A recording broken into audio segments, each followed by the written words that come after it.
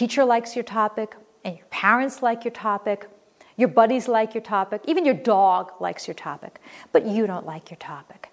If you don't like your topic, don't write about it, because there won't be any enthusiasm behind it, and it'll come out a little bit forced. Pick something, if you have the option to do so, that you really enjoy writing about. So now, what I would like you to do is to pause the program and identify the following as subjects of essays or topics of essays. Remember to distinguish between the two, subjects and topics. Explain why you made the decisions that you did. Then come back.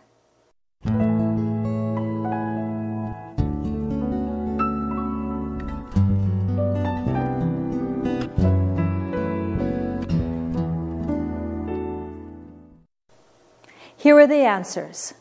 Number 1 is a subject.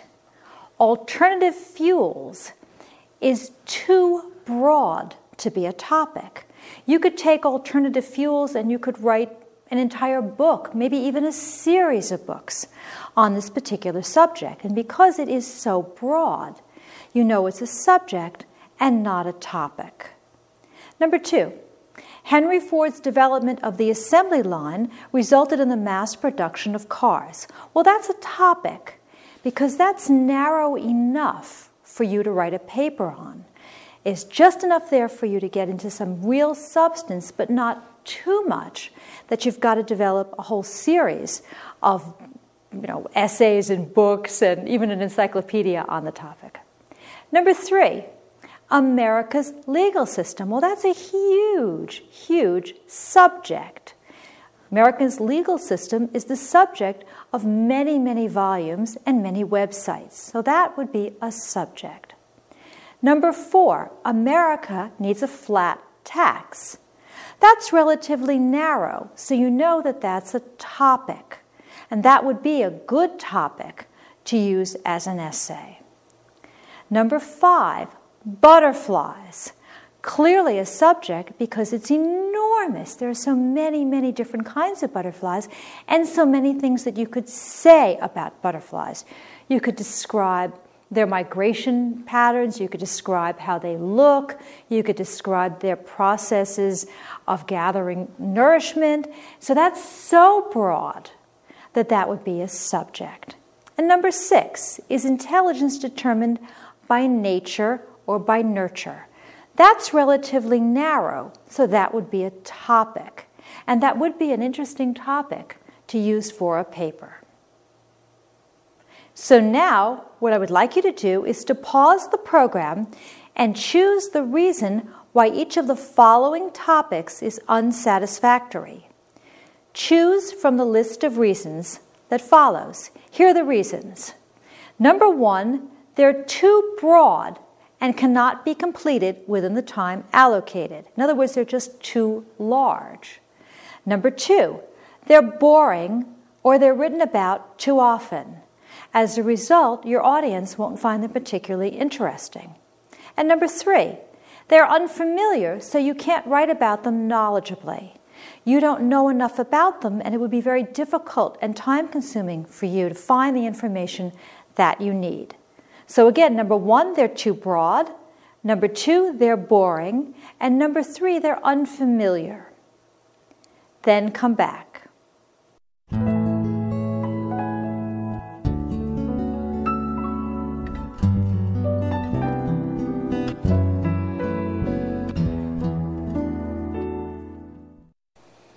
Here are the answers.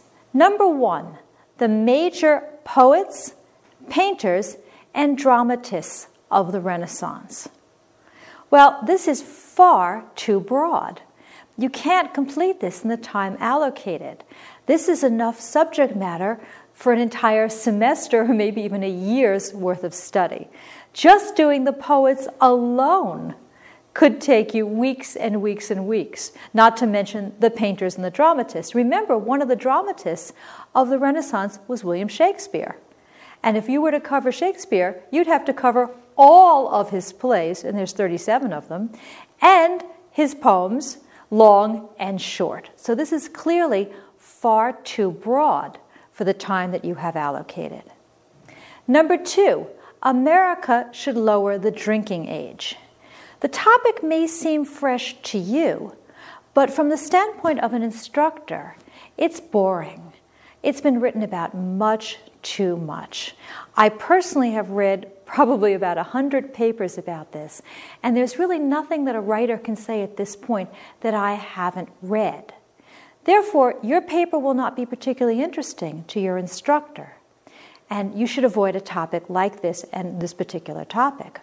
Number 3, there are many different theories to explain the disappearance of the dinosaurs. Well, those words, many different theories, tell you this is an extremely broad topic. You can't complete it within the time allocated. You might be able to discuss one theory, but you can't possibly discuss many theories. Therefore, this topic is far too big for the time you have. Number 4, America needs stronger gun control laws. This is very similar to number 2, America should lower the drinking age. It's boring. Many students have written about it. Many commentators have written about it. Many columnists have written about it. There won't be much, if anything, that you can say that your instructor has not read before. Therefore, avoid this topic because it's just been done far too much. And number 5, nanoscale trees improve efficiency in low-cost plastic solar cells. This one is probably unfamiliar to you, so you can't write about it knowledgeably. I personally don't know what a nanoscale tree is. I would have to do a lot of research. So unless you're an expert in this particular type of science, I would stay away from this topic, because the amount of research that you're going to have to do will be excessive. So because it's just too technical and too unfamiliar.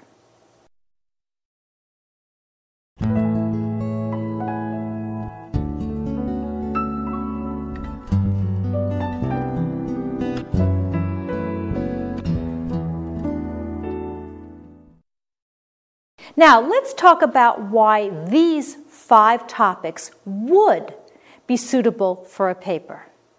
Number 1, media producers should prosecute people who download copyrighted music. Well, first of all, you're going to find this topic very interesting, most likely, and your teacher will probably find it interesting as well. The topic is controversial. It has 2 sides. There are advantages to prosecuting people who download media. They are stealing stuff. But there are also disadvantages, because you might be going after, let's say, a 5-year-old who's just taking a song. So you've got 2 sides. You can argue both. You can decide one side is stronger than the other. You can find information relatively easily. The odds are you've read about this in the newspapers, or you've read it on a web page, or you've seen it in a television show. So you can get enough information, and you probably feel strongly enough to have a little bit of passion in your paper. So this would be a good topic. Number 2, students should be placed in classes according to their academic ability, not their age. In most schools, students are placed in classes according to their age. So if you're 5 or 6, you'll be in kindergarten or first grade, and so on. But maybe students should be placed in grades according to what they have learned. It's an unusual topic. There hasn't been a ton of stuff written on it, but there's enough stuff that you could find the information that you need.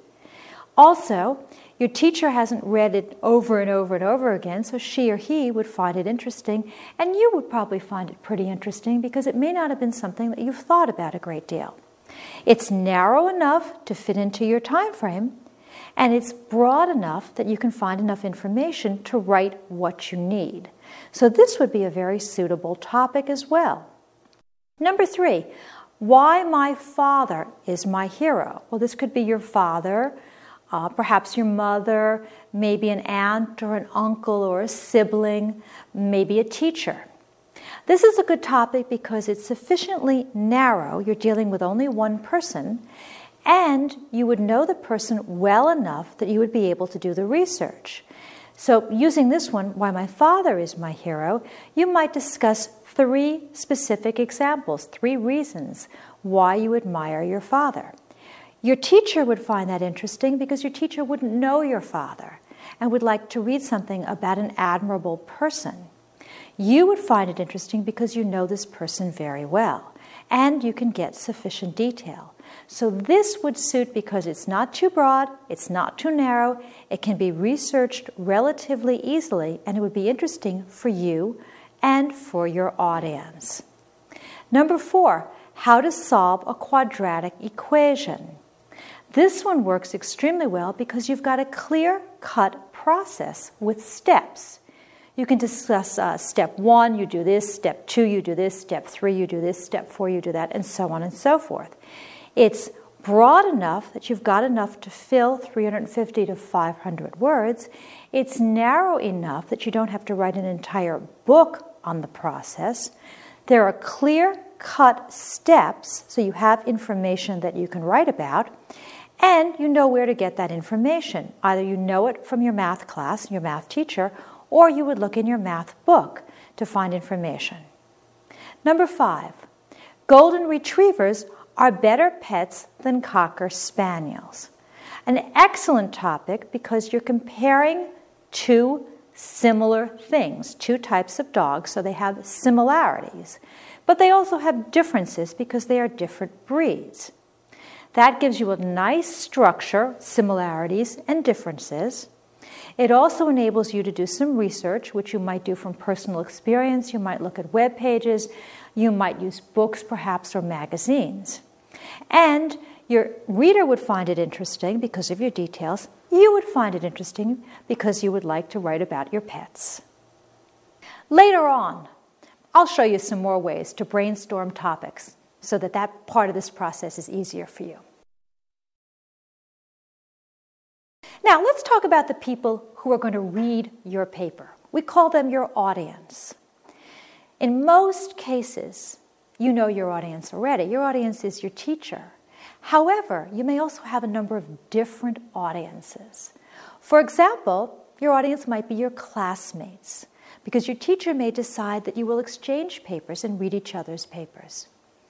Or your audience may be the entire class, as if, let's say, the teacher asks you to read your paper aloud, or the teacher posts the paper on the board.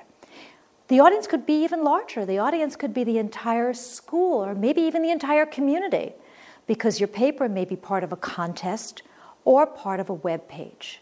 So as you write, you're going to have to figure out who your audience and audiences are.